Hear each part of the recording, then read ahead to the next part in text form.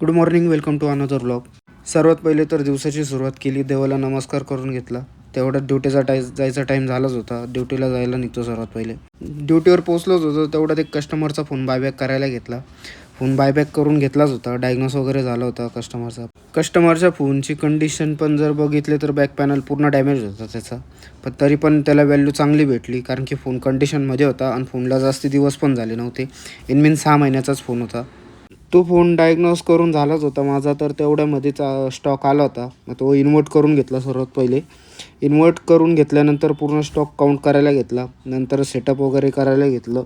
कारण नंतर जर बघायला गेलं तर नंतर स्टॉक जर इकडं तिकडं झाला तर परत वरतून विचारलं जातं की कुठं गेला, काय गेला. कारण की एक फोनची व्हॅल्यू जर बघायला गेली तर 25-30 हजारच्या पुढं राहते. ते काम झालंच होतं. तर तेवढ्यामध्ये अजून एक कस्टमर 2 फोन घेऊन आले. त्याचे आयफोनच होते.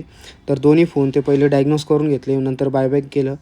नंतर कस्टमरला नंतर त्याचा काय फोनचा पासकोडच लक्षात आला नाही, पण तो फोन काय इरेज मारता आला नाही. बघू आता उद्या काय होतं फोनचं. तेवढ्यामध्येच मग 9:30 वाजलेच होते असे. पण मग स्टोअर क्लोजिंगच्या तयारीला लागून गेलो. स्टोअर क्लोज करून घेतलं सर्वात पहिले. आणि असं पण मला 10चा टाईम सांगितले, तरी पण मी 9:30ला स्टोअर क्लोज करतो. लवकरच शिट्टी होणार आहे माझी असं वाटतं मला. हे अजून एक प्रश्न मला पडलेला आहे की मराठीत ब्लॉग बनवत जाऊ का हिंदीत ब्लॉग बनवत जाऊ. ठीक आहे, तर भेटूया आपण उद्याच्या नेक्स्ट ब्लॉगमध्ये. See you, tata, bye bye, good night.